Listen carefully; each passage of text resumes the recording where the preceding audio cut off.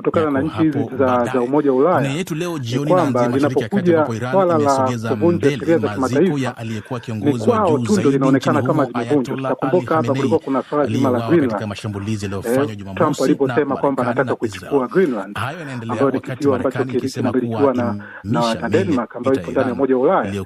Nchi za Ulaya zililia sana zikasema sheria za kimataifa zinavunjwa na lakini sasa hivi shirika la habari la Iran IRNA limesema maziko ya Ayatollah Ali Khamenei yalikuwa mipango kufanyika leo Jumatano yameahirishwa kutokana na idadi kubwa ya watu iliyojitokeza isiyotarajiwa. Tarehe mpya ya maziko inatarajiwa kutangazwa hapo baadaye. Ayatollah anatarajiwa kuzikwa katika mji wa Mashhad alikozaliwa.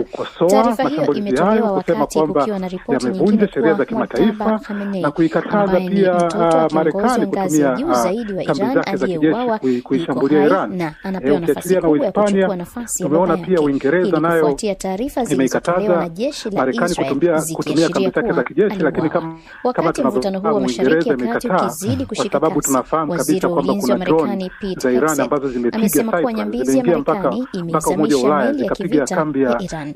Akizungumza katika makao makuu ya wizara hiyo Pentagon, Hegseth amesema Marekani itumie kambi za kijeshi inaweza pia kuingia katika mgogoro huu. Kwa hiyo ni swala ambalo limeugawanya Umoja wa Ulaya. Kuna baadhi ya nchi zinapinga, kuna baadhi ya nchi hazipingi. Kwa hiyo inatoa picha sio nzuri katika dunia ukiangalia hizi nchi za Ulaya. Naarifu kwamba tumempata Ibrahim Rahbi akiwa Mashariki ya Kati huko Umoja wa Falme za Kiarabu. Rahbi, unanisikia vizuri sio?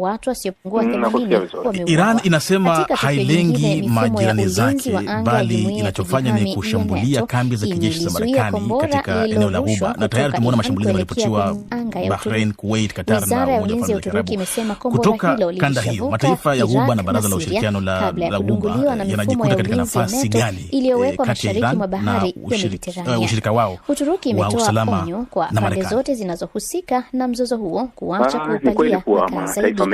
Taifa hilo limesema litaendelea kushauriana na jumuiya ya NATO na washirika wengine, huku ikiweka wazi kuwa hakuna majeruhi wala vifo vilivyotokana na kombora lililorushwa kuelekea ndani ya himaya yake. Kwingineko, kundi la Hezbollah limearifu kuwa limelenga kambi ya jeshi ya Israel karibu na Tel Aviv pamoja na kambi ya jeshi la wanamaji huko Haifa katika wimbi la mashambulizi ya droni. Kundi hilo linaloungwa mkono na Iran limetoa tangazo hilo muda mfupi baada ya Israel kuwasha ving'ora vya tahadhari baada ya kutambua mashambulizi yaliyokuwa yakitokea Iran na Lebanon.